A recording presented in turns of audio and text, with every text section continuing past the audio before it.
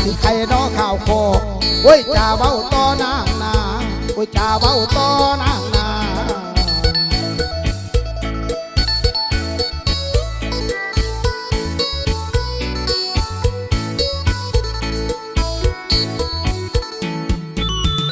แม่เอ๋ยคนผู้จบนั่นคือน้องขันมาแนวดอกน้ำสร้างโอ้ยตัวสูงเจ้าบ่หอนต่ำโอ้ยดำคอยลอย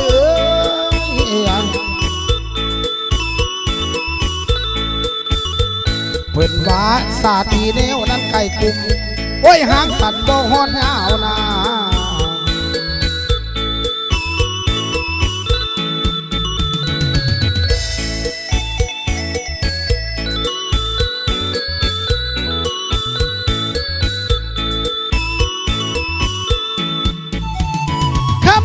เจ้าผู้ฟังนั้นทำแล้วบ่ทำตามละโนไรค่าอีหลีใหญ่คำแพงเอ้ย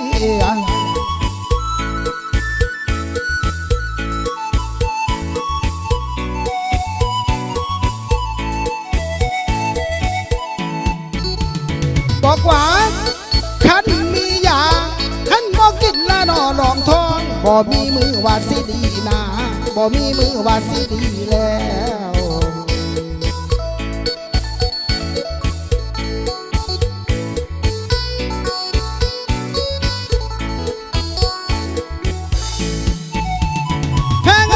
สาวคำนั้นมัวน้อง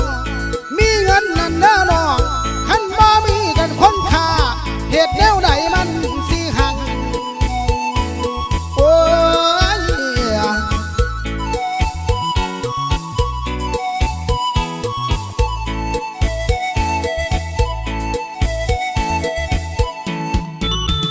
เพิ่นว่า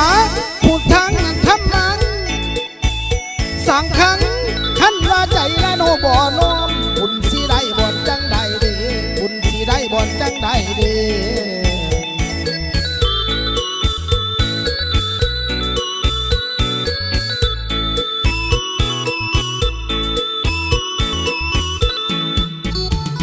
คำเอ๋ยสาวผู้จบนั้นได้น้องคอยแต่บุญดอกมาคำบ่ทำทานหอนสิแมนโอ้ยแขนแฟนสลีเอ้ย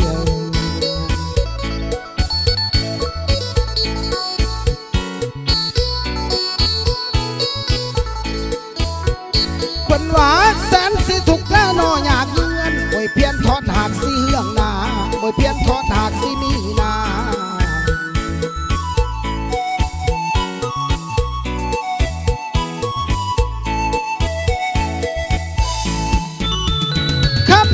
คนผู้งามนั่นได้น้องอย่าสุภาโลลมไว้ลืมโตเขาบอกเขาท่าได้เด้อคำแดงเด้อ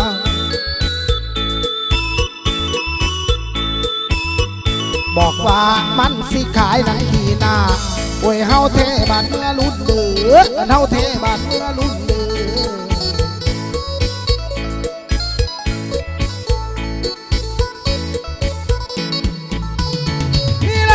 คำโบราณนั้นเพิ่นเว้าขันได้เป็นดอกได้แล้วอย่าลืมล้ำผู้เป็นไผ่ได้เด้อคำแพงเด้อ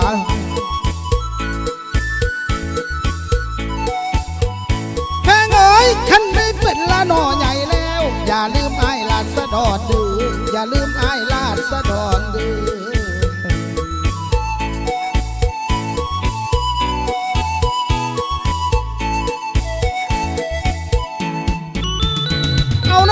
เอาละพอเพียงนี้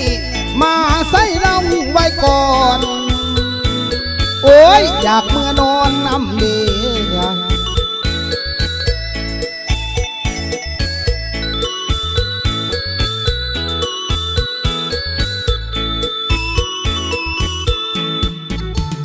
คำเอ๋ยย่านแต่บุญละโนบ่ให้บอกคอยได้ห่วงพระนางแล้วบอกคอยได้